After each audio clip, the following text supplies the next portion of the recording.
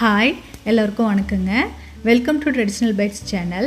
நம்ம இன்றைக்கி முருங்கைக்காய் சேர்த்து மோர் குழம்பு எப்படி பண்ணுறதுன்னு பார்க்கலாங்க. இப்போ வாங்க நம்ம வீடியோக்குள்ளே போகலாம். இப்போ நான் ஒரு பாத்திரத்தில் ஒரு 2 முருங்கைக்காயை இந்த மாதிரி கட் பண்ணி சேர்த்திக்கிறேங்க.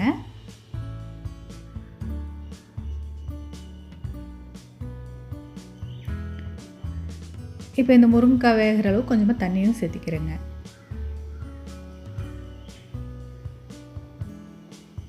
கூடவே ஒரு ஸ்பூன் அளவு உப்பு, கொஞ்சமாக மஞ்சள் தூளும் சேர்த்திக்கிறேங்க.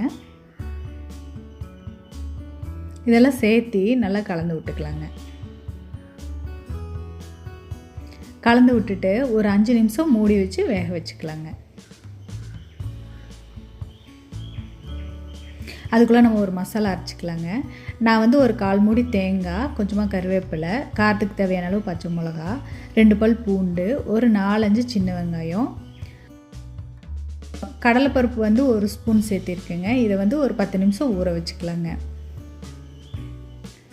1 ஸ்பூன் சீரகமும் எடுத்து வச்சுருக்குறேங்க. இதையெல்லாம் ஒரு மிக்ஸி ஜாரில் சேர்த்து நல்லா நைஸாக அரைச்சி எடுத்துக்கலாங்க.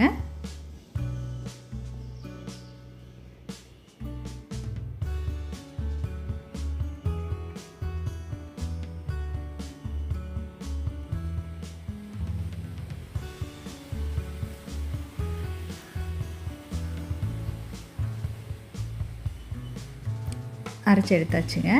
இப்போ நம்ம வேக வச்ச முருங்கைக்காயோட இந்த மசாலாவை சேர்த்திக்கலாங்க.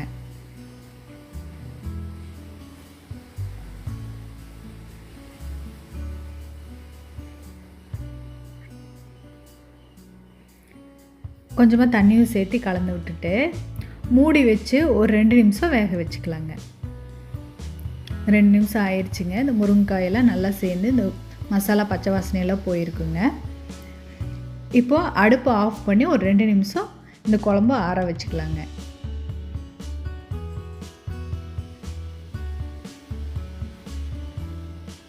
ஆறிடுச்சுங்க. இப்போ நான் ஒரு மிக்ஸி ஜாரில் 1 கப் அளவு தயிர் எடுத்து இந்த மாதிரி க்ரீமியாக அடித்து வச்சுருக்கிறேங்க. அதை இந்த குழம்போடு சேர்த்து நல்லா கலந்து விட்டுக்கலாங்க.